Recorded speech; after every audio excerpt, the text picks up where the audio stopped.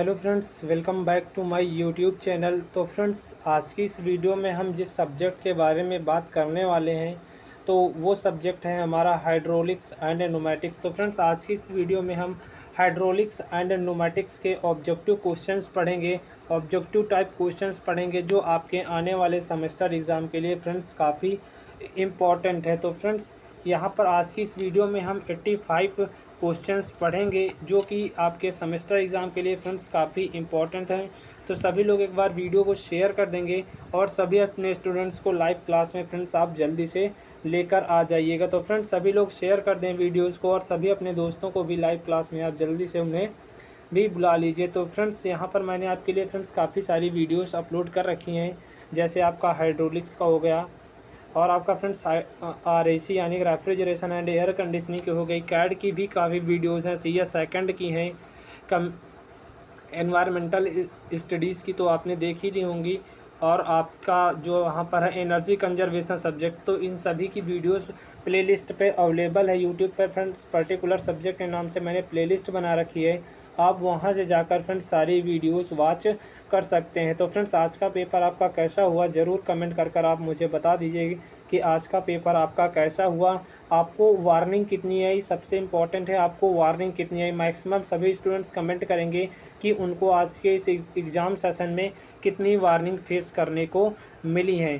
तो फ्रेंड्स, चलिए आज का हम वीडियो सेशन स्टार्ट करते हैं। तो फ्रेंड्स, अभी तक आपने वीडियो को शेयर नहीं किया तो सभी लोग वीडियो को शेयर कर दें और भी स्टूडेंट्स को लाइव क्लास में लेकर आ जाइएगा। तो फ्रेंड्स, 85 क्वेश्चन है तो इनको फास्टली आज की इस वीडियो में फ्रेंड्स हम कवर करेंगे। तो क्या आप फ्रेंड्स तैयार हैं? तेज़ी से आज की इस वीडियो में हम फ्रेंड्स क्वेश्चन को सॉल्व करेंगे।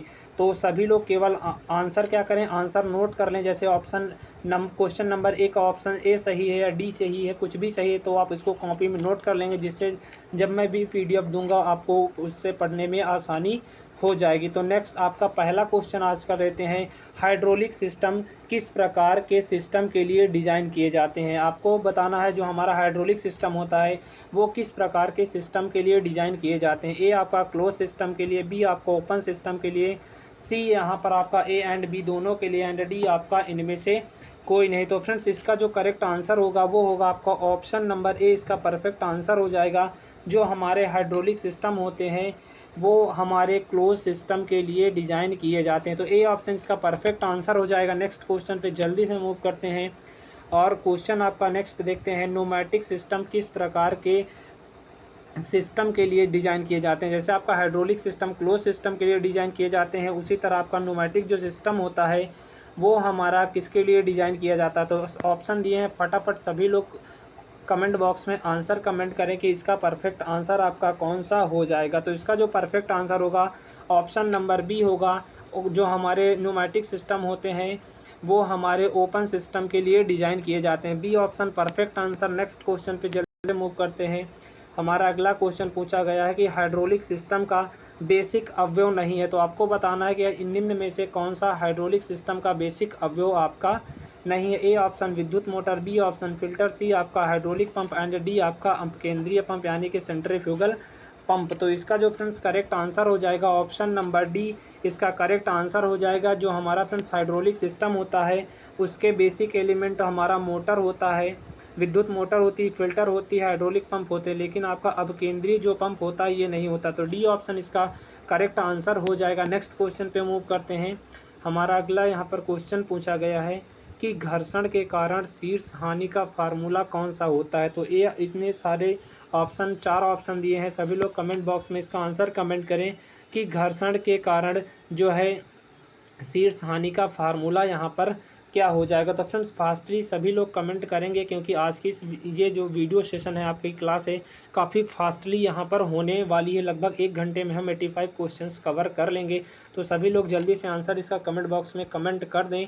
तो यहाँ पर फ्रेंड्स जो है आपका ऑप्शन नंबर C इसका बिल्कुल परफेक्ट आंसर हो जाएगा कि घर्षण के कारण शीर्ष हानि का जो फार्मूला होता है वो आपका HF = FL/Q²/3D⁵ होता है। तो C ऑप्शन इसका परफेक्ट आंसर आपका यहाँ पर हो जाएगा। नेक्स्ट क्वेश्चन पे मूव करते हैं। नेक्स्ट हमारा क्वेश्चन है, हाइड्रोलिक रैम किस सिद्धांत पर वर्क करता है। तो आपको बताना है कि फ्रेंड्स जो हमारा हाइड्रोलिक रैम है वो किस प्रकार के सिद्धांत पर वर्क करता है। तो ए ऑप्शन जल आघात के सिद्धांत पर, बी ऑप्शन पास्कल के नियम पर, सी ऑप्शन है ए एंड बी दोनों करेक्ट है, डी ऑप्शन इनमें से कोई नहीं। तो इसका सभी लोग फास्टली आंसर कमेंट करेंगे जो हमारा हाइड्रोलिक रैम होता है वो किसके सिद्धांत पर कार्य करता है। तो इसका जो करेक्ट आंसर हो जाएगा ऑप्शन नंबर ए बिल्कुल परफेक्ट आंसर हो जाएगा कि जो हमारा हाइड्रोलिक सिस्टम होता है वो हमारे वाटर हैमर यानी कि जल आघात प्रिंसिपल पर वर्क करता है। इसका जो है ए ऑप्शन परफेक्ट आंसर हो जाएगा। नेक्स्ट क्वेश्चन पे मूव करते हैं जल्दी से। हमारा अगला क्वेश्चन पूछा गया है कि हाइड्रोलिक एक्यूमुलेटर किस प्रकार की ऊर्जा को स्टोर करता है। तो आपको बताना है कि जो हमारा हाइड्रोलिक एक्यूमुलेटर होता है वो किस प्रकार की ऊर्जा को स्टोर करता है। ए आपका प्रेशर एनर्जी, बी आपका गतिज ऊर्जा, सी आपका स्थितिज ऊर्जा एंड डी आपका वेग ऊर्जा। तो फास्टली सभी का आंसर आना चाहिए। तो इसका आंसर देख लीजिए सभी लोग जल्दी से।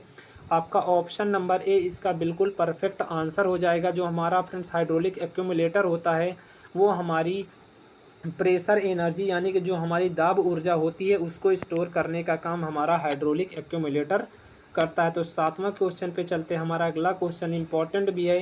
रैंकाइन दक्षता का यानी कि रैंकाइन इफिशियंसी का आपका फार्मूला कौन सा है। तो इतने 4 ऑप्शन दिए गए हैं। ए ऑप्शन देख लीजिए, B option, C option and D option. और फटाक से इसका सभी लोग कमेंट बॉक्स में आंसर कमेंट कर देंगे कि रैंकाइन दक्षता का जो फार्मूला है इसमें कौन सा है।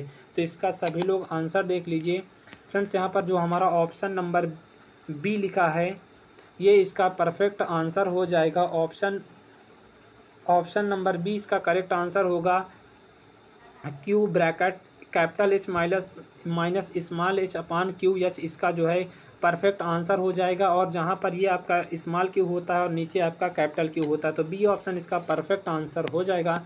नेक्स्ट क्वेश्चन पे चलते हैं। आपका अगला क्वेश्चन पूछा गया है कि पैल्टन व्हील जल की दाब ऊर्जा को किस में बदलती है। जो हमारे पैल्टन व्हील टरबाइन होती है वो जल की दाब ऊर्जा को किस में कन्वर्ट करती है। द्रव ऊर्जा में, ताप ऊर्जा में, गतिज ऊर्जा में एंड स्थितिज ऊर्जा में। तो सभी लोग फटाफट आंसर कमेंट कर दें इसका करेक्ट आंसर कौन सा हो जाएगा। तो फ्रेंड्स इसका जो करेक्ट आंसर होगा वो होगा आपका ऑप्शन नंबर सी यानी कि जो हमारी पैल्टन व्हील होती है वो जल की दाब ऊर्जा को गतिज ऊर्जा में कन्वर्ट करने का कार्य करती है। C option perfect answer.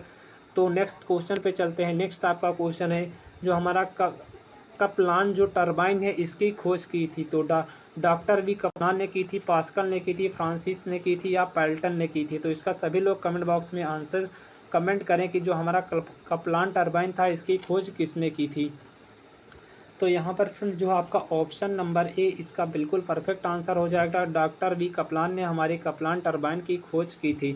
और पास्कल ने क्या किया था, पास्कल ने अपना नियम दिया था जिसको आप जानते हैं। फ्रांसिस वैज्ञानिक ने फ्रांसिस टरबाइन की खोज की थी और पैल्टन जो वैज्ञानिक है उन्होंने भी पैल्टन टरबाइन की खोज की थी। तो नेक्स्ट क्वेश्चन पे मूव कर जाते हैं। हमारा अगला क्वेश्चन पूछा गया है कि टरबाइन की गति किसके द्वारा नियंत्रित करते हैं। आपको बताना है कि जो फ्रेंड्स हमारी टरबाइन की गति होती है उसको किसके द्वारा नियंत्रित किया जाता है, कंट्रोल किया जाता है। तो A option governing mechanism, B option governor, C option filter and D option इन सभी का प्रयोग करते हैं टरबाइन की गति को नियंत्रित करने के लिए। तो इसका जो करेक्ट आंसर होगा वो होगा आपका ऑप्शन नंबर ई। एक गवर्निंग मैकेनिज्म जो होता है उसका प्रयोग टरबाइन की गति को नियंत्रित करने के लिए करते हैं। तो ए ऑप्शन करेक्ट आंसर हो जाएगा। नेक्स्ट क्वेश्चन पे चलते हैं। तो फ्रेंड्स अभी तक आपने वीडियो को शेयर नहीं किया है तो सभी लोग एक बार वीडियो को फटाफट शेयर कर देंगे और भी स्टूडेंट्स लाइव क्लास में लेकर आएंगे। तो सभी लोग फ्रेंड्स एक बार वीडियो को शेयर कर दें और अपने सभी दोस्तों को भी आप लाइव क्लास में फटाफट आप बुला लीजिए। तो फ्रेंड्स अभी तक आपने वीडियो को लाइक नहीं किया है तो वीडियो को आप लाइक ज़रूर कर दीजिएगा। नेक्स्ट आपका क्वेश्चन है, एक न्यूमैटिक सिस्टम को चलाने के लिए किसका प्रयोग किया जाता है। ए ऑप्शन संपीड़ित वायु का, बी ऑप्शन असंपीड़ित वायु का, C option A and B दोनों का एंड डी ऑप्शन इनमें से कोई नहीं। तो आपको बताना है कि जो हमारा न्यूमैटिक सिस्टम होता है उसको चलाने के लिए किसका प्रयोग किया जाता है। तो इसका जो करेक्ट आंसर होगा ऑप्शन नंबर ए इसका परफेक्ट आंसर हो जाएगा कि एक न्यूमैटिक सिस्टम को चलाने के लिए संपीड़ित वायु का हम प्रयोग करते हैं। A option perfect answer. Next question पे चलते हैं।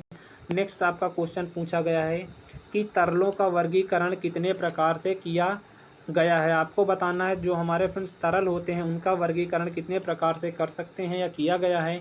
A option 4, 3, 5, 6। तो इसका सभी लोग कमेंट बॉक्स में फटाफट आंसर कमेंट कर दें कि जो तरलों का वर्गीकरण है वो कितने प्रकार से यहाँ पर किया गया है। तो फ्रेंड्स इसका जो करेक्ट आंसर हो जाएगा ये आपका ऑप्शन नंबर बी बिल्कुल करेक्ट आंसर हो जाएगा। तरलों का वर्गीकरण जो है यहाँ पर 3 प्रकार से किया गया है। तो बी ऑप्शन इसका परफेक्ट आंसर हो जाएगा। नेक्स्ट क्वेश्चन पे मूव करते हैं। नेक्स्ट आपका है निम्न में श्यानता समीकरण है। तो ये दिए गए आपके इक्वेशंस में कौन सा आपका श्यानता समीकरण का परफेक्ट इक्वेशन है, आपको कमेंट कर कर बताना। ए बराबर यहाँ पर दिया है tau mu D Y upon D V, B बराबर दिया है tau mu D T upon D V, C बराबर दिया है mu D T upon D W and D दिया है mu D V upon D Y. तो इसका कौन सा करेक्ट आंसर होगा, सभी लोग फटाफट कमेंट बॉक्स में इसका आंसर कमेंट कर देंगे। तो यहाँ पर फ्रेंड्स जो आपका ऑप्शन नंबर डी दिया है mu tau equals to mu D V upon D Y, इसका परफेक्ट आंसर हो जाएगा। श्यानता समीकरण का फार्मूला आपका जो होता है, समीकरण होता है, ये आपका डी ऑप्शन करेक्ट आंसर इसका हो जाएगा। नेक्स्ट क्वेश्चन पे चलते हैं। नेक्स्ट आपका क्वेश्चन है तरल के घनत्व का फार्मूला होता है। तो आपको बताना है कि निम्न में से कौन सा जो है तरल के घनत्व का फार्मूला है। ए ऑप्शन दिया है रो बराबर M upon V, B option दिया है रो बराबर M V upon M, C दिया है रो बराबर W upon V and D option इनमें से कोई नहीं। तो सभी को बताना है कि तरल के घनत्व का फार्मूला आपका क्या हो जाएगा। तो फ्रेंड्स इसका जो करेक्ट आंसर होगा ऑप्शन नंबर ए इसका परफेक्ट आंसर हो जाएगा। द्रव्यमान एंड आयतन का जो रेशियो होता है वही हमारा तरल का डेंसिटी कहलाता है, घनत्व कहलाता है। तो ए बराबर बिल्कुल करेक्ट आंसर हो जाएगा। और घनत्व को जो है फ्रेंड्स हम रो से यहाँ पर रिप्रेजेंट करते हैं, तो इसको सभी लोग अच्छे से याद कर लेंगे। और इसका जो मात्रक होता है ये मास का आपका किलोग्राम हो जाता है एंड वॉल्यूम आपका मीटर क्यूब हो जाता है। तो यहाँ पर किलोग्राम पर मीटर क्यूब इसका जो है तरल का घनत्व का फार्मूला जो यहाँ पर यूनिट हो जाती है MKS में। नेक्स्ट क्वेश्चन पे मूव करते हैं। नेक्स्ट आपका क्वेश्चन इजी भी है और इम्पोर्टेंट भी है। तो आपको बताना है कि 4 डिग्री सेल्सियस पर पानी का घनत्व आपका कितना होता है। ए ऑप्शन 999 पर metre cube, B option 1000 kilogram पर मीटर क्यूब, सी ऑप्शन दोनों होता है एंड डी ऑप्शन इनमें से कोई नहीं। तो सभी लोग फटाफट आंसर कमेंट कर देंगे 4 डिग्री सेल्सियस पर पानी का घनत्व कितना होता है। तो बी ऑप्शन इसका बिल्कुल परफेक्ट आंसर हो जाएगा। नेक्स्ट आपका क्वेश्चन है घनत्व तथा आपेक्षिक भार में संबंध है। तो फ्रेंड्स इस क्वेश्चन को अच्छे से आप याद कर लेना कि जो हमारा घनत्व होता है और अपेक्षिक भार होता है उनमें से संबंध कौन सा होता है। तो ए ऑप्शन देख लीजिए small W equals to rho into G, B बराबर capital W equals to rho into G, C बराबर capital M equals to rho into G and D option इनमें से कोई नहीं। तो इसका जो परफेक्ट आंसर होगा आपका फ्रेंड्स ऑप्शन नंबर ए इसका करेक्ट आंसर हो जाएगा। ए इसका करेक्ट आंसर होगा small W equals to rho into G आपका अपेक्षिक भार तथा घनत्व का जो रिलेशनशिप बताता है। तो इसको आप अच्छे से नोट कर लेंगे। और यहाँ पर जो डब्ल्यू होता है फ्रेंड्स आपका स्मॉल होता है, इसको आप अच्छे से याद रखेंगे। नेक्स्ट आपका क्वेश्चन है कि पृष्ठ तनाव के उदाहरण, पृष्ठ तनाव का निम्न में से कौन सा उदाहरण है। तो ए बराबर बारिश में पानी की गिरती हुई बूंदों का गोल होना, बी बराबर कैपिलरी क्रिया के लिए, सी बराबर किसी वृक्ष में द्रव का चढ़ना आपका पृष्ठ तनाव का उदाहरण है, डी यानी कि ऑल ऑफ द एबो। तो इसका सभी लोग कमेंट बॉक्स में आंसर कमेंट करें कि पृष्ठ तनाव का उदाहरण निम्न में से आपका कौन सा है। तो इसका जो करेक्ट आंसर होगा आपका option number D correct answer होगा। यानी कि जो हमारी फ्रेंड्स बारिश में बूंदें गिरती हैं उनका गोल होने का कारण भी हमारा पृष्ठ तनाव होता है, कैपिलरी क्रिया भी हमारी पृष्ठ तनाव के कारण होती है, और जो हमारा वृक्ष में द्रव का चढ़ना भी पृष्ठ तनाव का ही एक उदाहरण है। तो डी ऑप्शन इसका बिल्कुल करेक्ट आंसर आपका यहाँ पर हो जाए। नेक्स्ट आपका क्वेश्चन देख लेते हैं। नेक्स्ट आपका क्वेश्चन है कि द्रव और ठोस के अणुओं के बीच बल लगता है। तो आपको बताना है कि जो हमारा द्रव है और जो हमारा ठोस है उनके अणुओं के बीच किस प्रकार का फोर्स अप्लाई होता है। तो ए ऑप्शन देख लीजिए आसंजन बल होता है, बी ऑप्शन संसंजन बल होता है, सी ऑप्शन दोनों फोर्स लगते हैं एंड डी ऑप्शन इनमें से कोई नहीं। तो सभी लोग जल्दी से इसका कमेंट बॉक्स में आंसर कमेंट कर देंगे कि द्रव और ठोस के अणुओं के बीच जो फोर्स अप्लाई होता है वो कौन सा होता है। तो इसका जो परफेक्ट आपका आंसर होगा फ्रेंड्स हमारा ऑप्शन नंबर ए, यानी कि जो हमारा द्रव और ठोस होते हैं उनके अणुओं के बीच जो हमारा आसंजन बल वर्क करता है। ए ऑप्शन इसका परफेक्ट आंसर होगा। नेक्स्ट आपका क्वेश्चन है, नेक्स्ट क्वेश्चन भी इसी से रिलेटेड है कि किसी द्रव के एक ही अणुओं के बीच किस प्रकार का फोर्स लगता है, सासंजन बल लगता है, आसंजन बल लगता है, उत्प्लावन बल लगता है, या इनमें से कोई नहीं। तो आपको बताना है कि किसी द्रव के एक ही अणुओं के बीच किस प्रकार का बल लगता है। तो इसका जो करेक्ट आंसर होगा ऑप्शन नंबर यहाँ पर आपका ए, इसका बिल्कुल करेक्ट यहाँ पर आंसर हो जाएगा। एक ही द्रव के अणुओं के बीच हमारा सासंजन बल लगता है, यहाँ सासंजन बल लगता है, और द्रव और ठोस के अणुओं के बीच हमारा आसंजन बल अप्लाई होता है। नेक्स्ट आपका क्वेश्चन बताना है कि प्रायोगिक कार्यों के लिए कैपिलरी ट्यूब का व्यास होता है। तो आपको बताना है कि जो हमारा प्रैक्टिकल वर्क होते हैं उनके लिए कैपिलरी ट्यूब का जो व्यास है वो कितना लिया जाता है। तो ए ऑप्शन देख लीजिए, B option, C option, D option. तो सभी लोग फटाफट इसका आंसर कमेंट करें कि इसका जो है करेक्ट आंसर यहाँ पर कौन सा हो जाएगा। तो फ्रेंड्स यहाँ पर 8 से 12 mm तक की जो ट्यूब का व्यास है वो लिया जाता है हमारे प्रैक्टिकल वर्क के लिए। तो ए ऑप्शन इसका परफेक्ट आंसर आपका हो जाएगा। नेक्स्ट क्वेश्चन पे मूव कर जाते हैं। फर्स्टली हमारा अगला क्वेश्चन पूछा गया है कि कांच की ट्यूब में पानी की ऊंचाई का फार्मूला क्या होता है। आपको बताना है कि जो हमारी कांच की ट्यूब होती है उसमें वाटर की ऊंचाई निकालने के लिए फार्मूला कौन सा है। तो ए दिया है H बराबर 4g/WD, बी ऑप्शन दिया है H बराबर 4ρ/WD, एंड सी ऑप्शन दिया है 4v/WD, डी ऑप्शन दिया है 4p/WV। तो सभी लोग इसका करेक्ट आंसर कमेंट करेंगे कमेंट बॉक्स में। तो फिलहाल इसका ऑप्शन नंबर बी यहाँ पर बिल्कुल करेक्ट आंसर हो जाएगा। H बराबर 4ρ/WD इसका परफेक्ट आंसर आपका हो जाएगा। ये आपकी कांच की ट्यूब में पानी की ऊंचाई का फार्मूला होता है। बी ऑप्शन परफेक्ट आंसर हो जाएगा। नेक्स्ट क्वेश्चन पे चलते हैं।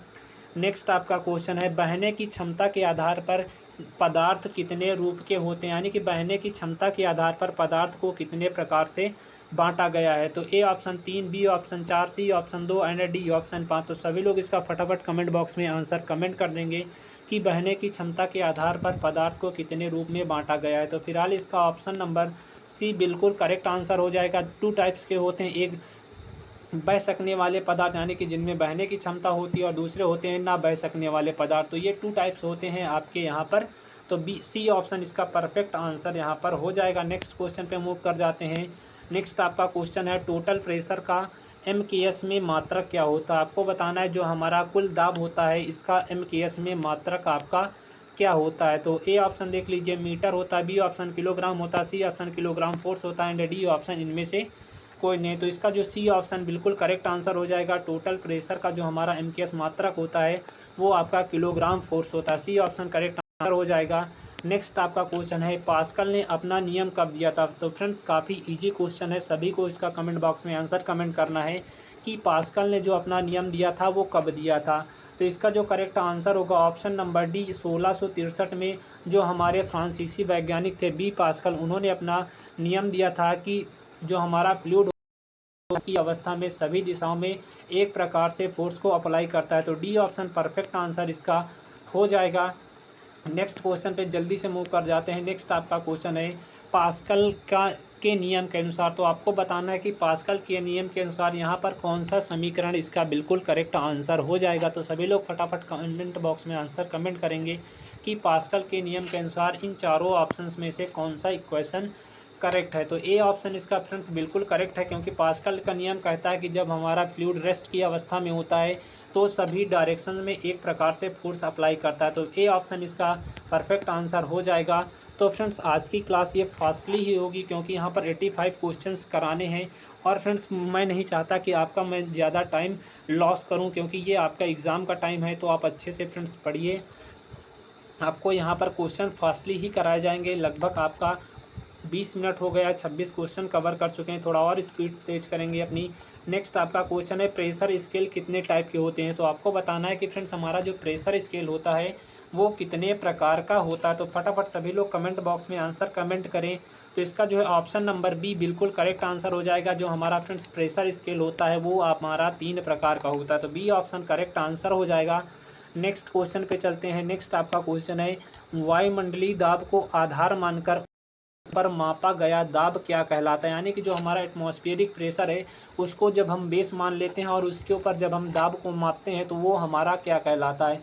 ए ऑप्शन गेज दाब कहलाता है, बी ऑप्शन प्रभावी दाब, सी ऑप्शन दोनों, एंड डी ऑप्शन निर्वात दाब। तो सभी लोग फटाफट कमेंट बॉक्स में आंसर कमेंट करें कि इसका करेक्ट आंसर कौन सा हो जाएगा। तो फ्रेंड्स जो हमारा वायुमंडलीय दाब को जब हम बेस मान लेते हैं और उसके ऊपर जो हमारा दाब मापा जाता है वो हमारा गेज दाब भी कहलाता है और वो हमारा प्रभावी दाब कहलाता है। इसको जा कर लेंगे आप, तो गेज दाब कहें या प्रभावी दाब कहें, दोनों आपके नाम एक ही होते हैं। तो यहाँ पर सी ऑप्शन इसका परफेक्ट आंसर हो जाएगा।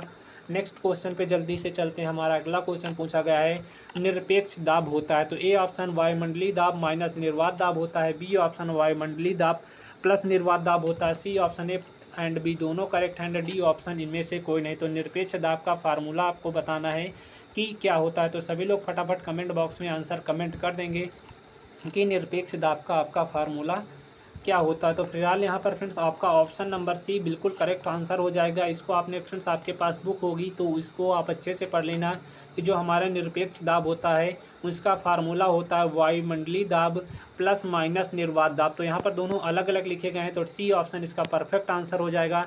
नेक्स्ट क्वेश्चन पे चलते हैं। नेक्स्ट क्वेश्चन है दाब शीर्ष होता है, तो आपको बताना है कि जो हमारा प्रेशर हेड होता है उसका फार्मूला यहाँ पर कौन सा होगा। तो ए ऑप्शन दिया है rho upon W H equals to B बराबर दिया है, बी ऑप्शन दिया है P upon small W, C दिया है कैपिटल एच बराबर P upon W and D दिया है इनमें से कोई नहीं। तो सभी लोग इसका फटाफट कमेंट बॉक्स में आंसर कमेंट कर देंगे इसका करेक्ट आंसर क्या हो जाएगा।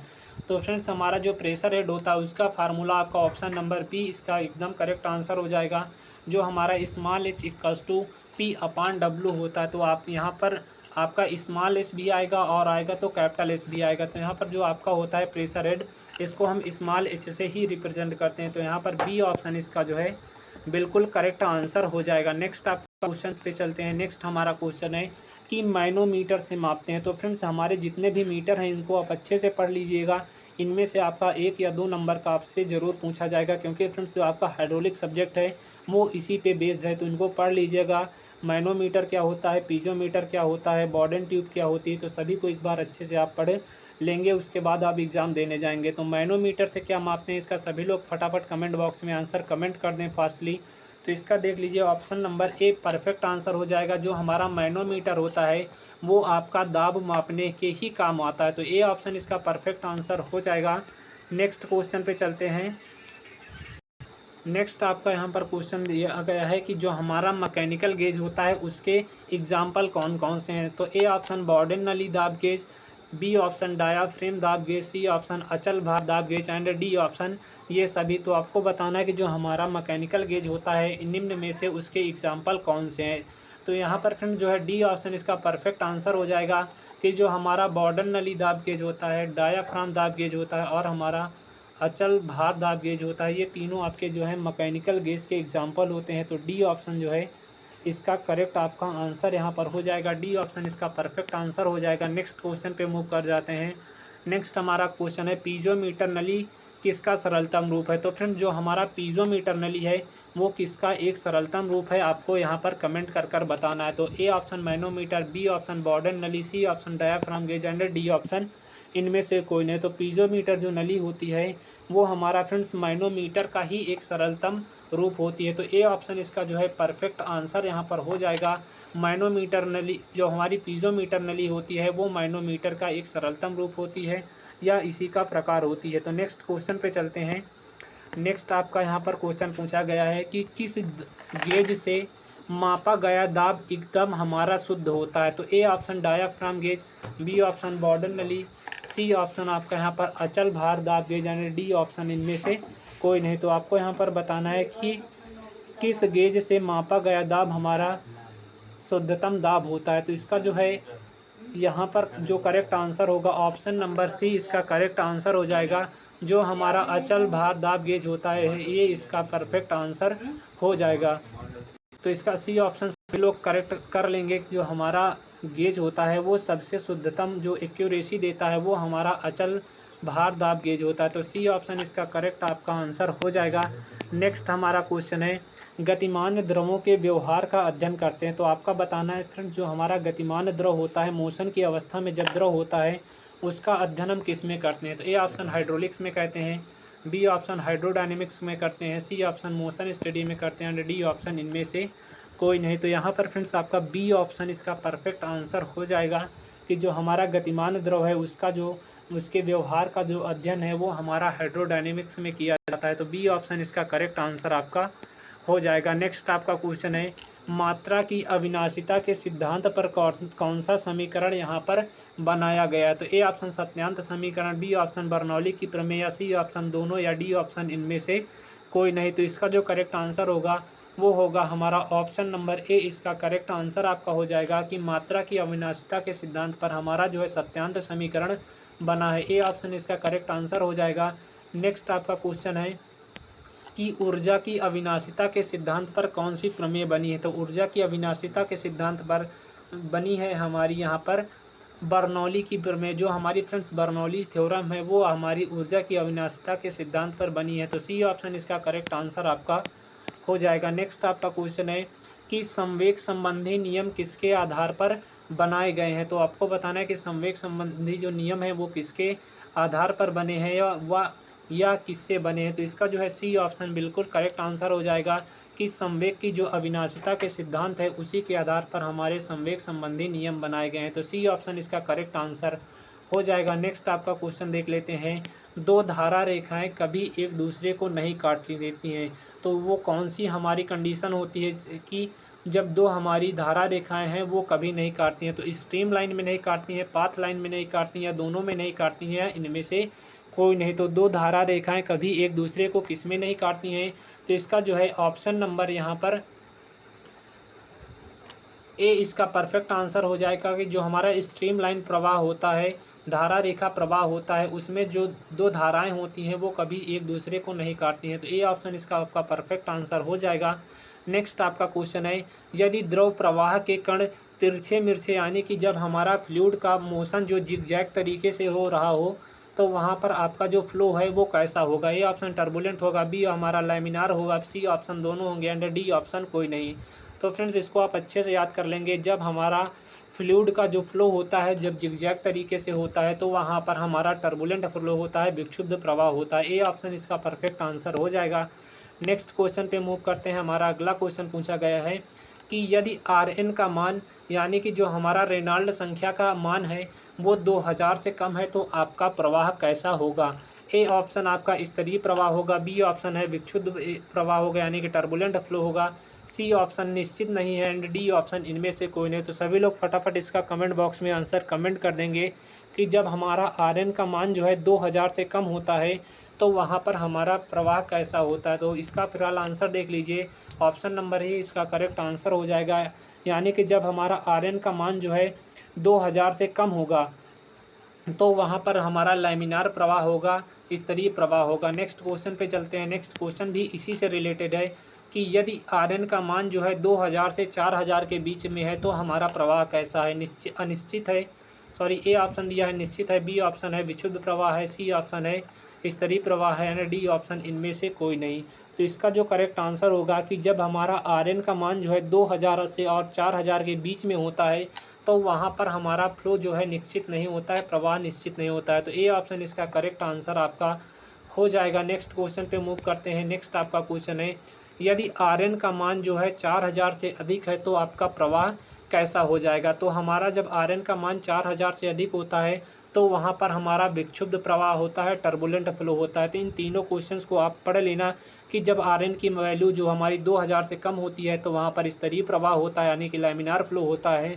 जब Rn का मान हमारा जो 2000 से 4000 के बीच में होता है तो वहाँ पर हमारा प्रवाह का क्रम जो है निश्चित नहीं होता है। एंड आपका तीसरी कंडीशन आती है जब हमारा Rn का मान 4000 के ऊपर होता है तब वहाँ पर हमारा विक्षुब्ध प्रवाह होता है, टर्बुलेंट फ्लो होता है। तो तीनों कंडीशन को आप अच्छे से याद रखेंगे। फिलहाल नेक्स्ट क्वेश्चन पे जल्दी से चलते हैं। हमारा अगला क्वेश्चन पूछा गया है सत्यांत समीकरण। तो आपको बताना है कि दिए गए इक्वेशंस में आपका जो है सत्यांत समीकरण कौन सा सही है। तो सभी लोग फटाफट कमेंट बॉक्स में आंसर कमेंट कर दें और इसका आंसर केयरफुली करेंगे क्योंकि जो हमारी सत्यांत समीकरण है ये आपके लिए फ्रेंड्स काफ़ी इंपॉर्टेंट है। तो इम्पॉर्टेंट क्वेश्चन है, इस पर स्टार लगा लेना। बाकी आप इसका कमेंट बॉक्स में जल्दी से आंसर कमेंट कर दें कि हमारा सत्यांत समीकरण है वो आपका कौन सा इनमें से सही है। तो इसका जो आपका फ्रेंड्स ऑप्शन नंबर यहाँ पर दिख रहा है, option number A1 V1 equals to A2 V2 equals to A3 V3, ये आपका इसका करेक्ट आंसर हो जाएगा। सत्यांश समीकरण का ए ऑप्शन इसका करेक्ट आंसर होगा, ए ऑप्शन करेक्ट आंसर होगा। तो फ्रेंड्स हमने आधे क्वेश्चंस कवर कर लिए हैं लगभग आधे घंटे में। तो फिलहाल आधे क्वेश्चन जो आपके 40 क्वेश्चन और बचे हैं उनको भी हम फास्टली यहाँ पर कवर कर ले जाएंगे लगभग 1 घंटे में। तो नेक्स्ट आपका क्वेश्चन है कि किसी बहते हुए द्रव में ऊर्जाएं होती हैं। तो आपको बताना है कि जो हमारा बहता हुआ कोई भी द्रव होता है उसके पास किस प्रकार की ऊर्जाएं होती हैं। ए ऑप्शन स्थैतिक या आधार ऊर्जा, चाहे आप स्थैतिक ऊर्जा कहें चाहे आप आधार ऊर्जा कहें। बी ऑप्शन है दाब ऊर्जा होती है। सी ऑप्शन वेग ऊर्जा या गतिज ऊर्जा होती है, दोनों एक ही होती हैं। एंड डी ऑप्शन ये सभी ऊर्जाएं हमारे एक बहते हुए द्रव के पास होती हैं। तो इसका जो करेक्ट आंसर होगा आपका ऑप्शन नंबर डी इसका बिल्कुल परफेक्ट आंसर हो जाएगा कि किसी बहते हुए द्रव में जो हमारी स्थैतिक कहें या आधार ऊर्जा कहें, दाब ऊर्जा और वेग ऊर्जा कहें या गतिज ऊर्जा कहें, ये तीनों ऊर्जाएं हमारी किसी बहते हुए द्रव के पास होती हैं। तो डी ऑप्शन इसका परफेक्ट आंसर आपका हो जाएगा। फिलहाल नेक्स्ट क्वेश्चन पे मूव कर जाते हैं।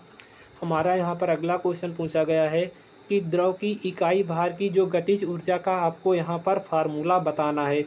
ए ऑप्शन देख लीजिए P²/2G, बी ऑप्शन देख लीजिए V²/2P, सी ऑप्शन देख लीजिए V²/2G एंड डी ऑप्शन इनमें से कोई नहीं। तो द्रव की इकाई भार की गतिज ऊर्जा का फार्मूला कौन सा होगा, इसको सभी लोग कमेंट बॉक्स में आंसर कमेंट कर देंगे। फिलहाल इसका आंसर देख लीजिए फ्रेंड्स, आपका ऑप्शन नंबर जो यहाँ पर सी दिया है वो इसका परफेक्ट आंसर हो जाएगा। V²/2G जो हमारा है द्रव की इकाई भार की गतिज ऊर्जा का फार्मूला है। तो सी ऑप्शन इसका बिल्कुल करेक्ट आंसर हो जाएगा। तो फ्रेंड्स सभी लोग एक बार वीडियो को शेयर कर देंगे और भी स्टूडेंट्स को आप लाइव क्लास में लेकर आइएगा, उनके तक भी आप इस वीडियो को फ्रेंड्स शेयर कर पहुंचा देना ताकि वे भी अपने एग्ज़ाम की तैयारी अच्छे प्रकार से कर पाएँ। तो यहाँ पर फ्रेंड्स जितने भी क्वेश्चन मैंने आपके लिए पुटअप किए हैं आज की इस वीडियो में सभी आपके सिलेबस से मैच करते हैं। आपका एक भी क्वेश्चन क्या है सिलेबस से बाहर का नहीं है। तो फ्रेंड्स सभी लोग एक बार वीडियो को लाइक कर देंगे और सभी लोग एक बार वीडियो को फ्रेंड्स शेयर कर देंगे और भी स्टूडेंट्स को आप लाइव क्लास में लेकर आएंगे। आज की इस वीडियो में फ्रेंड्स मैक्सिमम स्टूडेंट्स होने चाहिए। तो नेक्स्ट आपका क्वेश्चन है कि संपूर्ण ऊर्जा क्या होती है। ए ऑप्शन आधार ऊर्जा प्लस दाब ऊर्जा होती है। बी ऑप्शन गतिज ऊर्जा प्लस आधार ऊर्जा होती है। सी ऑप्शन आधार ऊर्जा प्लस दाब ऊर्जा एंड गतिज ऊर्जा, इन तीनों का योग होती है। डी ऑप्शन इनमें से कोई नहीं। तो हमारा फ्रेंड्स जो आपकी टोटल एनर्जी होती है वो आपकी दाब ऊर्जा प्लस आधार ऊर्जा और जो आपकी गतिज ऊर्जा होती है इन तीनों का योग होती है। तो यहाँ पर सी ऑप्शन इसका करेक्ट आंसर हो जाएगा। नेक्स्ट क्वेश्चन भी इसी से रिलेटेड है। नेक्स्ट आपका क्वेश्चन है दाब ऊर्जा का फार्मूला होता है या यही आपका फ्रेंड्स बर्नौली का भी प्रिंसिपल होता है। तो इसको अच्छे से याद रख लेंगे कि इसका सभी लोग फटाफट कमेंट बॉक्स में आंसर कमेंट करें कि इसका करेक्ट आंसर कौन सा हो जाएगा। तो फिलहाल यहाँ पर फ्रेंड्स 4 ऑप्शन दिए गए हैं, इसका कमेंट करेंगे आंसर कि इसका परफेक्ट आंसर कौन सा होगा। तो यहाँ पर आपका ऑप्शन नंबर ए जो दिया है Z+P/W प्लस V²/2G, ये आपका फ्रेंड्स दाब ऊर्जा का फार्मूला होता है या यही आपका फ्रेंड्स जो आपकी बर्नौली प्रिंसिपल होती है उसका भी फार्मूला आपका यही होता है और यही फार्मूला आपका फ्रेंड्स क्या होता है टोटल एनर्जी का होता है, जिसको हम आधार प्लस दाब प्लस गतिज ऊर्जा लिखते हैं। तो इसको अच्छे से याद कर लेंगे। नेक्स्ट आपका क्वेश्चन है पिटॉट नली में नलियों के बीच का कोण होता है। तो हमारी फ्रेंड्स जो पिटॉट नली में जो दो आपकी फ्रेंड्स कांच की नली होती हैं उनके बीच का कोण कितना होता है, तो उनके बीच का कोण आपका 90 डिग्री होता है। डी ऑप्शन इसका परफेक्ट आंसर हो जाएगा। नेक्स्ट आपका क्वेश्चन है कि प्रेंडल नली जो होती है किसका विकसित रूप होती है। तो आपको बताना है कि जो हमारी प्रेंडल ट्यूब होती है वो किसका विकसित रूप होती है। तो ए ऑप्शन आर्फिस मीटर का, बी ऑप्शन प्रवाह नोजल का, सी ऑप्शन प्रेंडल नली का एंड डी ऑप्शन इनमें से कोई नहीं। तो फिलहाल इसका आंसर देख लीजिए, ऑप्शन नंबर जो है सी इसका बिल्कुल करेक्ट। यहाँ पर थोड़ा इसको देख लेते हैं कि जहाँ पर सी ऑप्शन ही आपका करेक्ट आंसर होगा। जो हमारी प्रेंडल नली होती है वो आपका फ्रेंड्स क्या है प्रेंडल का, यहाँ पर इसमें थोड़ा सा फ्रेंड्स मिस्टेक है, इसको आप देख लेंगे। यहाँ पर जो इसका करेक्ट ऑप्शन शायद मैं लिखना ही भूल गया कि जो आपका प्रेंडल नली होती है ये किसका विकसित रूप होती। तो फिलहाल इसको लास्ट में देख लेते हैं। क्वेश्चन नंबर 49 का जो आंसर है वो मैं कमेंट बॉक्स में कमेंट कर दूंगा कि इसका जो है करेक्ट ऑप्शन आपका कौन सा हो जाएगा। तो हमारा फ्रेंड्स जो आपका प्रेंडल नली होता है इसका करेक्ट आंसर, चलिए इसको आंसर मैं यहीं पर ही बता देता हूँ। फिलहाल आपको कोई बाद में प्रॉब्लम ना हो। तो इसको आप अच्छे से देख लेंगे कि जो हमारा पिंडल नली होता है वो किसका विकसित रूप होता है। तो फ्रेंड्स इसका करेक्ट आंसर देख लीजिए, यहाँ पर आपका होना चाहिए था पिटॉट नली, तो ऑप्शन गलत लिख दिया था मैंने, इसको आप करेक्ट कर लेंगे। ऑप्शन नंबर सी के जगह आप इसको कर लेंगे पिटॉट नली। तो फ्रेंड्स जो हमारी पिंडल नली होती है, जो हमारी पिंडल ट्यूब होती है, वो आपका पिटॉट नली का ही एक डेवलपमेंट पार्ट होता है। तो यहाँ पर जो है सी ऑप्शन करेंगे आप, पिटॉट नली और पिंडल नली जो होती है आपका पिटॉट नली का ही एक विकसित रूप होती है। तो नेक्स्ट आपका क्वेश्चन है डायसी का समीकरण कौन सा है। तो फ्रेंड्स जितने भी आपके क्वेश्चन हैं इनको आप अच्छे से याद कर लेना, कोई भी आपका एग्जाम में पूछ सकता है। तो डायसी का समीकरण क्या होता है इसको आप अच्छे से बुक से जाकर पढ़ लेना। फिलहाल इसका जो करेक्ट आंसर होगा यहाँ पर आपका जो है ऑप्शन नंबर इसका डी बिल्कुल करेक्ट आंसर हो जाएगा, 4FLV² तो यहाँ पर डी ऑप्शन बिल्कुल करेक्ट आंसर हो जाएगा। इसको सभी लोग नोट कर लेंगे कि जो हमारा डायसी का समीकरण होता है वो आपका 4FLV² होता है। डी ऑप्शन इसका परफेक्ट आपका आंसर हो जाएगा। नेक्स्ट आपका क्वेश्चन है रेनॉल्ड संख्या का फार्मूला कौन सा होता है। तो हमारी जब रेनॉल्ड संख्या निकाली जाती है उसका फार्मूला आपको बताना है। A option PVD upon mu, B option देख लीजिए PVF upon mu, C option rho VD upon mu and D option इनमें से कोई नहीं। तो इसका जो करेक्ट आंसर होगा वो आपका ऑप्शन नंबर सी इसका करेक्ट आंसर हो जाएगा कि जो हमारी रेनॉल्ड संख्या होती है उसका फार्मूला आपका रो VD अपान म्यू होता है। तो सी ऑप्शन इसका करेक्ट आंसर हो जाएगा। नेक्स्ट आपका क्वेश्चन है साइफन किसे कहते हैं। तो आपको बताना है कि साइफन किसे कहते हैं। ए ऑप्शन देख लीजिए मुड़े हुए पाइप को कहते हैं, बी ऑप्शन गोल पाइप को कहते हैं, सी ऑप्शन दोनों को कहते हैं, डी ऑप्शन इनमें से कोई नहीं। तो फ्रेंड्स जो हमारा साइफन होता है वो हम मुड़े हुए पाइप को कहते हैं। ए ऑप्शन इसका करेक्ट आंसर हो जाएगा। नेक्स्ट आपका क्वेश्चन है हाइड्रोलिक ब्रेक किसके सिद्धांत पर कार्य करते हैं। तो फ्रेंड्स काफ़ी इजी क्वेश्चन है, आपने पढ़ा होगा, तो सभी का कमेंट बॉक्स में आंसर आना चाहिए कि जो हमारा हाइड्रोलिक ब्रेक होता है वो किसके सिद्धांत पर कार्य करता है। तो यहाँ पर ऑप्शन नंबर सी इसका बिल्कुल परफेक्ट आंसर हो जाएगा, क्योंकि जो हमारा हाइड्रोलिक सिस्टम होता है वो सारे हमारे पास्कल के नियम पर कार्य करते हैं, एक दो सिस्टम्स को छोड़कर। तो इसी ऑप्शन इसका परफेक्ट आंसर हो जाएगा। नेक्स्ट आपका क्वेश्चन है द्रवीय रैम की रैंकिन दक्षता किसके द्वारा प्रदर्शित करते हैं। तो जो हमारा फ्रेंड्स हाइड्रोलिक रैम होता है उसकी रैंकिन जो एफिशिएंसी होती है, रैंकिन एफिशिएंसी, उसको किसके द्वारा यहाँ पर प्रदर्शित किया जाता है। तो ए ऑप्शन देख लीजिए A bracket capital H minus small h, B option देख लीजिए A bracket capital H minus small h upon QH, C option A bracket QH and D option इनमें से कोई नहीं। तो इसका जो है ए ऑप्शन इसका करेक्ट आंसर हो जाएगा कि जो हमारा जो आपका द्रवीय रैम का रैंकिन एफिशिएंसी का फार्मूला होता है वो आपका ऑप्शन नंबर यहाँ पर बी होता है। तो बी ऑप्शन इसका करेक्ट आंसर हो जाएगा। नेक्स्ट आपका क्वेश्चन है कि कार, ट्रक आदि के पहिए बदलने के लिए हम किसका प्रयोग करते हैं। वर्नियर का प्रयोग करते हैं, हाइड्रोलिक जैक का प्रयोग करते हैं, हाइड्रोलिक रैम का प्रयोग करते हैं, या हाइड्रोलिक लिफ्ट का प्रयोग करते हैं। तो ये तो आपका आज की इस वीडियो सेशन का सबसे इजी क्वेश्चन है कि जो हमारा कार, ट्रक के पहिए बदलने होते हैं तो वहाँ पर हम हाइड्रोलिक जैक का उपयोग करते हैं। आपने देखा ही होगा कि ट्रक या बस वगैरह में जब हमारे पहिए चेंज किए जाते हैं, ट्रैक्टर ट्रॉली में भी देखा होगा, तो वहाँ पर हम हाइड्रोलिक जैक का भी उपयोग करते हैं। तो बी ऑप्शन इसका परफेक्ट आंसर हो जाएगा। नेक्स्ट आपका क्वेश्चन है हाइड्रोलिक जैक का यांत्रिक लाभ क्या होता है। तो आपको बताना है कि जो हमारा हाइड्रोलिक जैक होता है उसका यांत्रिक लाभ का फार्मूला कौन सा होता है। तो यहाँ पर बी ऑप्शन इसका करेक्ट आंसर हो जाएगा M capital A upon small A, जहाँ पर आपका फ्रेंड्स कैपिटल ए क्या होता है वो रैम की काट का क्षेत्रफल बताता है एंड स्मॉल ए जो आपका है वो प्लंजर की क्षेत्रफल को यहाँ पर बताता है। तो बी ऑप्शन इसका एकदम परफेक्ट आंसर हो जाएगा। नेक्स्ट आपका क्वेश्चन है द्रवीय प्रेस कितना दाब लगा सकते हैं। तो आपको बताना है कि जो हमारे हाइड्रोलिक प्रेस होते हैं वो कितना दाब लगा सकते हैं मिनिमम से लेकर मैक्सिमम तक। तो इसका सभी लोग फटाक से आंसर कमेंट कर दें। फिलहाल जो है इसका आंसर डी बिल्कुल करेक्ट आंसर हो जाएगा। 50 मेगा न्यूटन से 100 मेगा न्यूटन तक का फोर्स हमारा हाइड्रोलिक प्रेस अप्लाई कर सकता है। तो डी ऑप्शन परफेक्ट आंसर हो जाएगा। नेक्स्ट आपका क्वेश्चन है द्रवीय फ्रेम का यांत्रिक लाभ होता है। तो आपको बताना है कि जो हमारा हाइड्रोलिक प्रेस का यांत्रिक लाभ क्या होता है। तो यहाँ पर जो आपका ऑप्शन नंबर इसका बी करेक्ट आंसर हो जाएगा। कैपिटल ए अपान स्मॉल ए का जो रेशियो होता है वो हाइड्रोलिक प्रेस का यांत्रिक लाभ होता है, जहाँ पर ए आपका रैम की काट का क्षेत्रफल होता है और स्मॉल आपका प्लंजर की काट का क्षेत्रफल होता है। नेक्स्ट आपका क्वेश्चन 59 नंबर पर है, निम्न में से हाइड्रोलिक मशीन है, तो निम्न में से कौन सी हाइड्रोलिक मशीन है आपको कमेंट कर कर बतानी। ए ऑप्शन देख लीजिए, B option, C option and D option. तो इसका जो करेक्ट आंसर होगा, हाइड्रोलिक ब्रेक भी होती है, हाइड्रोलिक जैक भी होती है, हाइड्रोलिक प्रेस भी होता है, तो डी ऑप्शन इसका करेक्ट आंसर हो जाएगा। तो फ्रेंड्स अभी तक आपने वीडियो को लाइक नहीं किया तो सभी दोस्त एक बार वीडियो को लाइक कर देंगे और सभी लोग आप वीडियो को शेयर कर दीजिए ताकि और भी स्टूडेंट्स लाइव क्लास में हमसे जुड़ सकें। तो इसका नेक्स्ट क्वेश्चन देखते हैं कि जो हमारा हाइड्रोलिक रैम होता है उसकी इफिशियंसी कितनी होती है। 70%, 65%, 75% एंड 90%। तो इसका जो करेक्ट आंसर होगा आपका ऑप्शन नंबर यहाँ पर सी करेक्ट बिल्कुल आंसर हो जाएगा कि जो हमारा हाइड्रोलिक रैम होता है उसकी इफिशियंसी कितनी होती है, 75% होती है।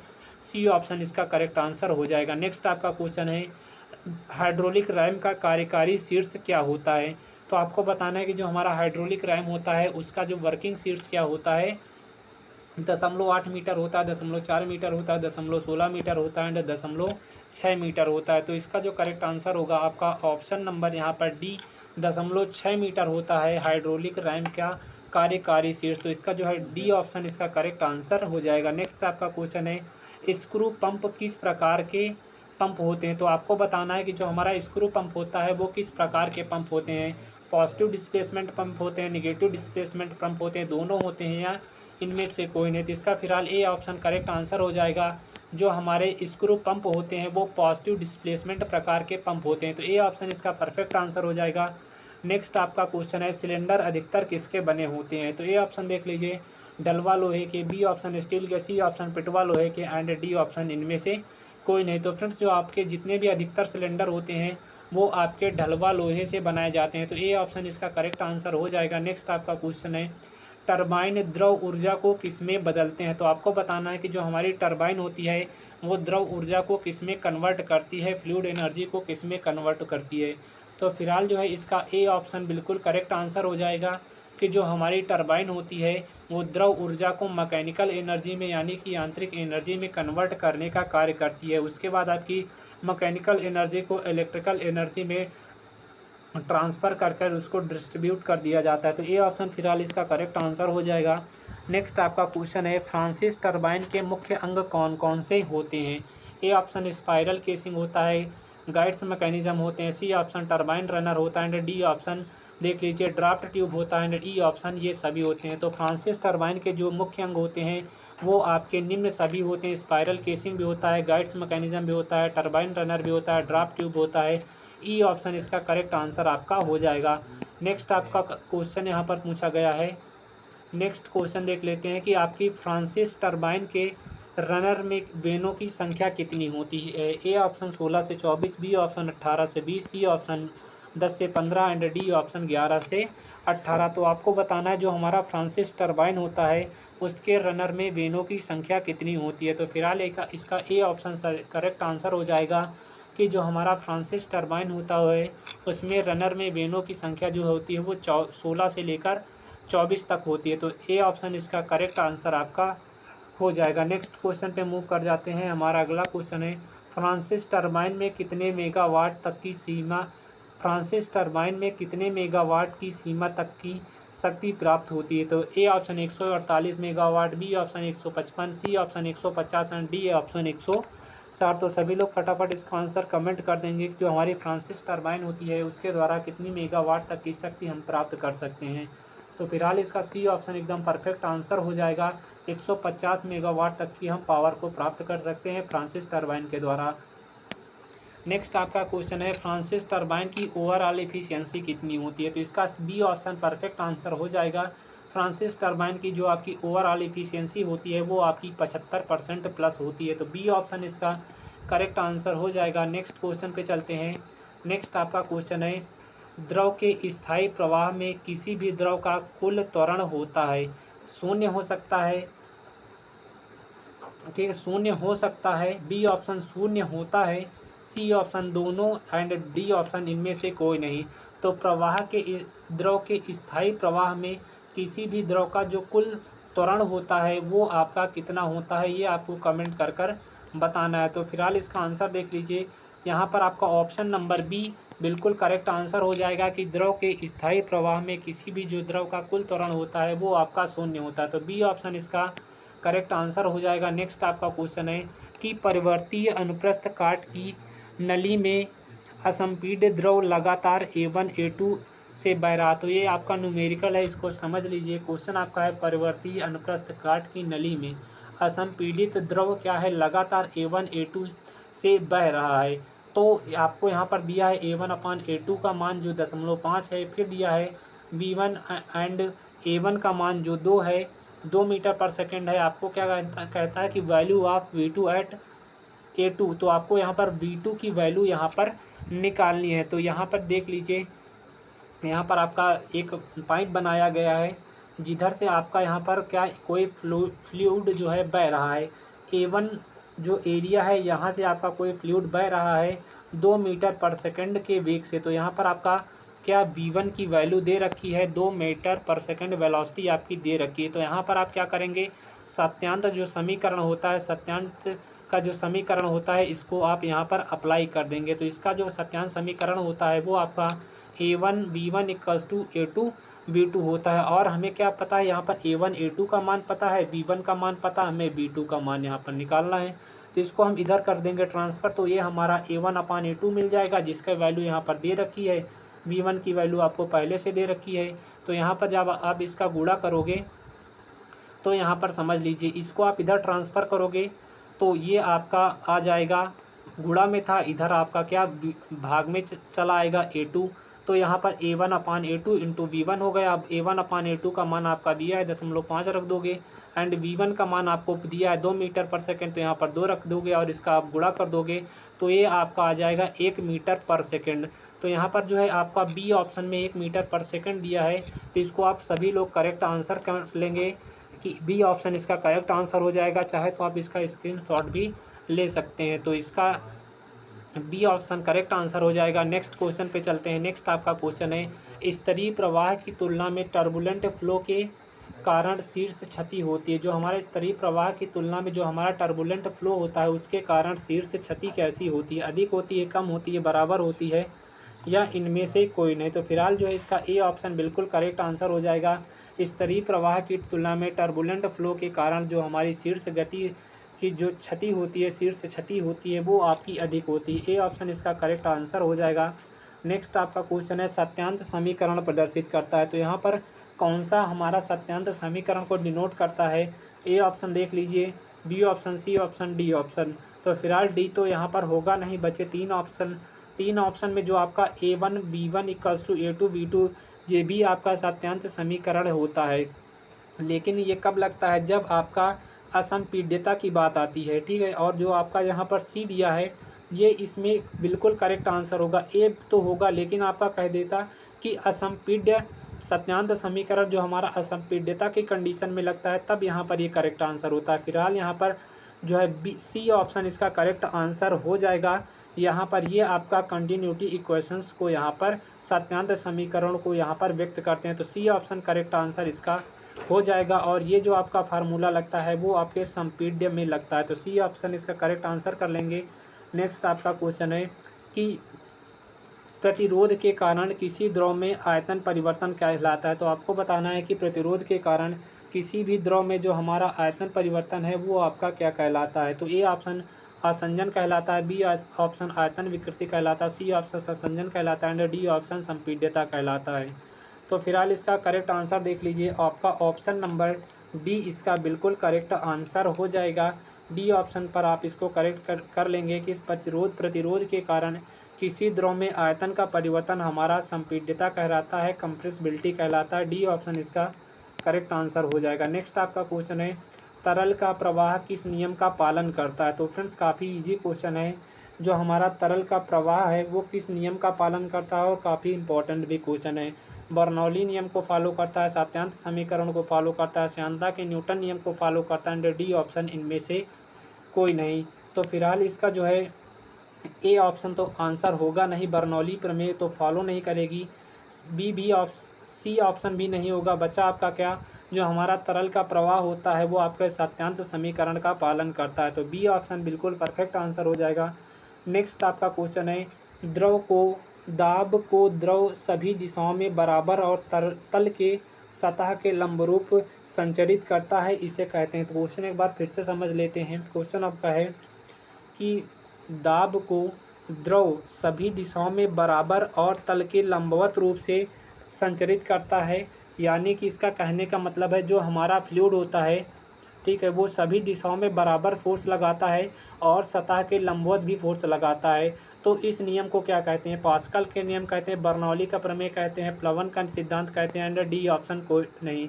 तो फ्रेंड्स इजी क्वेश्चन था। तो फिलहाल यहाँ पर आपका जो ऑप्शन नंबर ए दिया है, बी पास्कल ने इस नियम को दिया था, तो ये ऑप्शन करेक्ट आंसर हो जाएगा। नेक्स्ट आपका क्वेश्चन है, पूर्ण गैस होती है, तो आपको बताना है कि पूर्ण गैस कैसी होती है।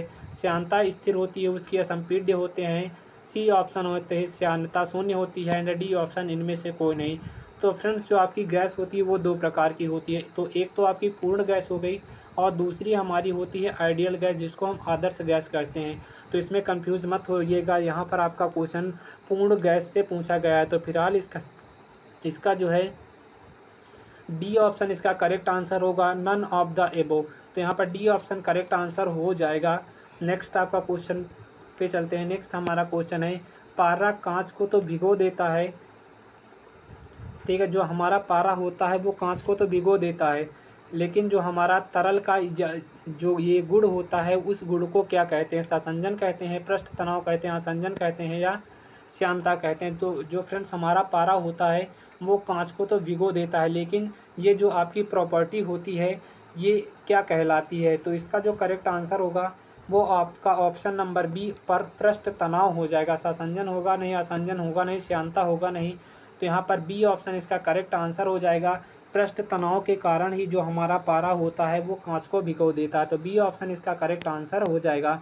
नेक्स्ट आपका क्वेश्चन है, रेनॉल्ड संख्या होती है जड़त्व बल डैश का अनुपात। तो आपको बताना है कि जो हमारा रेनॉल्ड संख्या होती है वो किसका अनुपात होती है? तो प्रत्यास्था का होती है, श्यानता का होती है, गुरुत्व बल का होती है, पृष्ठ तनाव का होती है। तो यहाँ पर जो है आपका फ्रेंड्स ऑप्शन नंबर इसका देख लीजिए,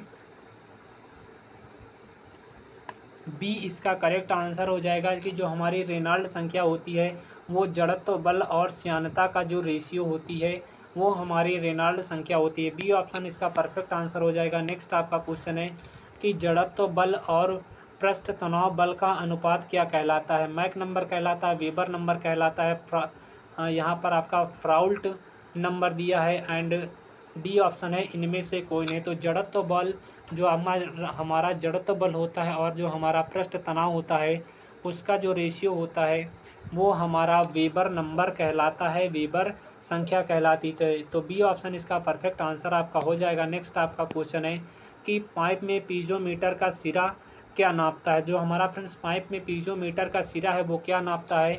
तो चार ऑप्शन दिए गए हैं, इसका सभी लोग करेक्ट आंसर कमेंट कर देंगे जल्दी से।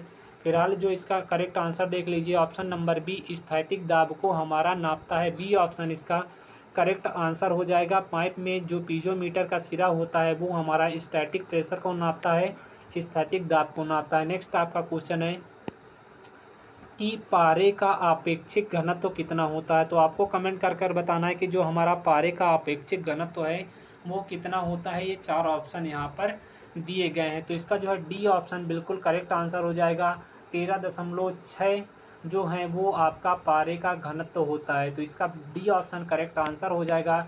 नेक्स्ट आपका क्वेश्चन है, बहुत अधिक दाब पर अधिकतर तरलों और गैसों की श्यानता क्या कहलाती? तो आपको बताना है कि जब बहुत ज़्यादा प्रेशर होता है, ठीक है, बहुत अधिक दाब पर अधिकतर तरलों और गैसों की श्यानता कैसी होती है? बढ़ जाती है, घट जाती है, समान रहती है, या इनमें से कोई नहीं? तो क्वेश्चन आपका कहता है कि जब हमारा प्रेशर क्या होता है, ज़्यादा होता है, तो उस कंडीशन में जो हमारे तरल होते हैं और जो गैस होती है उसकी जो विस्कोसिटी होती है, उसकी जो श्यानता होती है वो आपकी कैसी रहती है? तो फिलहाल जो है इसका सी ऑप्शन करेक्ट आंसर हो जाएगा कि यहाँ पर समान रहती है, उस पर जो है दाब का जो है कोई भी इफर्ट नहीं पड़ता है। जो इसका है सी ऑप्शन बिल्कुल करेक्ट आंसर हो जाएगा। चलिए एक दो क्वेश्चन आप ओरली ही लिख लीजिए। नेक्स्ट आपका क्वेश्चन है कि द्रव का आपेक्षिक भार क्या होता है। तो आपसे पूछ ले कि द्रव का आपेक्षिक भार क्या होता है, तो इसको आप नोट करेंगे कि जो हमारा द्रव का आपेक्षिक, इसको नोट करेंगे, द्रव का, इसको मैं बोल रहा हूँ द्रव का आपेक्षिक भार बटे पानी का जो आपेक्षिक भार होता है वही हमारा द्रव का आपेक्षिक भार कहलाता है। तो इसको आप नोट कर लेंगे। नेक्स्ट आप देख लीजिए कि एक वृत्तीय पाइप में स्तरीय प्रवाह का वेग जो है वितरण किस नियम का अनुसरण करता है। तो इसका जो करेक्ट आंसर होगा आप यहाँ पर परवलयिक नियम हो जाएगा कि एक वृत्तीय पाइप में जो हमारा लैमिनार फ्लो होता है उसके वेग का जो वितरण होता है वो हमारा परवलयिक नियम को फॉलो करता है। और लास्ट क्वेश्चन देख लीजिए कि जब वेंचुरी हमारा झुका हुआ होता है तो प्रवाह पर पाठ्यांक हमारा कैसा दिखाता है, कम दिखाता है, अधिक दिखाता है, समान दिखाता है, या इनमें से कोई नहीं। तो इसका करेक्ट आंसर सभी लोग कमेंट कर दें। क्वेश्चन इंपॉर्टेंट था आपके लिए कि जब हमारा वेंचुरी झुका हुआ होता है तो उस कंडीशन में आपका प्रवाह का पाठ्यांक कैसा दिखाता है। तो इसका जो आंसर यहाँ पर होगा समान रहता है, चाहे आपका वेंचुरी झुका हो या ना झुका हो, लेकिन वो आपका जो पाठ्यांक दिखाएगा वो समान ही दिखाएगा। तो फ्रेंड्स ये थे आज के इम्पोर्टेंट क्वेश्चन जो अभी एंड हो चुके हैं। उम्मीद करता हूँ फ्रेंड्स आज का वीडियो आपको काफ़ी इंपॉर्टेंट लगा होगा, काफ़ी अच्छा लगा होगा। तो फ्रेंड्स कमेंट कर आप सभी लोग बता देना आज का वीडियो आपको कैसा लगा, अच्छा लगा या नहीं लगा। आप सभी लोग कमेंट करेंगे वीडियो पसंद आया या नहीं आया, मेरे द्वारा यहाँ पर जितने भी क्वेश्चन पुट अप किए गए वो आपको कैसे लगे, इसको भी आप कमेंट बॉक्स में आंसर कमेंट कर देंगे। तो फ्रेंड्स ये थी आज की क्लास जो अभी एंड हो चुकी है। तो यहाँ पर 82 इंपॉर्टेंट क्वेश्चन मैंने सॉल्व करा दिए, तो इसको आप एक बार पढ़ जरूर लीजिएगा एग्ज़ाम देने से पहले। अब मैं ये नहीं कहता कि यहाँ से फ्रेंड्स आपके सारे ही क्वेश्चन आपके सेमेस्टर एग्ज़ाम में पूछे जाएंगे, बट यहाँ पर कुछ क्वेश्चन तो आपके ज़रूर रहेंगे, एक या दो क्वेश्चन या तीन क्वेश्चन या चार क्वेश्चन या मैक्सिमम कुछ भी क्वेश्चन मिल सकते हैं, क्योंकि जो आपका फ्रेंड्स एग्जामिनर होता है वो डिपेंड उस पर करता है कि वो आपका पेपर पैटर्न किस प्रकार सेट करता है। तो मैंने आपको यहाँ पर क्वेश्चन करा दिए हैं, आप एग्ज़ाम देने से पहले आप इसको एक बार अच्छे से ज़रूर देख लीजिएगा। और पीडीएफ वाले देख लेंगे, इसकी जो पीडीएफ है आपको मेरे टेलीग्राम चैनल पर मिल जाएगी, लिंक आपको टेलीग्राम की वीडियो के डिस्क्रिप्शन बॉक्स में मिल जाएगी। तो यहाँ से आप फ्रेंड्स क्या करें, टेलीग्राम को ज्वाइन कर लें और इसकी पीडीएफ आप प्राप्त कर लें। तो फ्रेंड्स सभी लोग वीडियो को अपने दोस्तों को भी शेयर कर देंगे और सभी लोग एक बार वीडियो को लाइक भी कर देंगे। तो फ्रेंड्स यहाँ पर 82 मैंने क्वेश्चंस करा दिए हैं, बाकी आपके पास बुक है, क्वेश्चन बैंक है, कुछ भी आपके पास अदर मटेरियल है तो उससे भी आप पढ़ते रहिएगा, इसी के भरोसे मत बैठिएगा, क्योंकि जो आपका फ्रेंड्स एग्जामिनर होता है वो उस पर डिपेंड करता है वो आपका पेपर पैटर्न कैसे सेट करे। तो मुझे जितने इंपॉर्टेंट क्वेश्चन लगे मैंने उतने आपको करा दिए। अब कोई कमेंट कर ये मत कहना कि आपके पढ़ाई यहाँ पर नहीं आए, तो मुझे जितने भी इंपॉर्टेंट लगे मैंने आपको यहाँ पर करा दिए।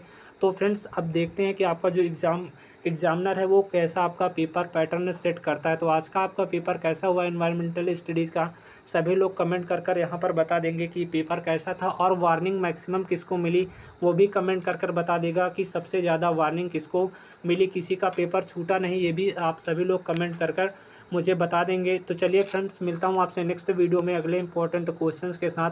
तब तक खुश रहिए, मस्त रहिए, पढ़ते रहिए और अपने एग्ज़ाम को अच्छे प्रकार से आप लोग दीजिए। तो चलिए मिलता हूँ आपसे नेक्स्ट क्लास में अगले इंपॉर्टेंट क्वेश्चन के साथ। तब तक खुश रहिए, मस्त रहिए, पढ़ते रहिए और टेलीग्राम ज्वाइन करिए, पीडीएफ वहाँ पर आपको मिल जाएगी। थैंक यू आप सभी का वीडियो को कंप्लीट देखने के लिए।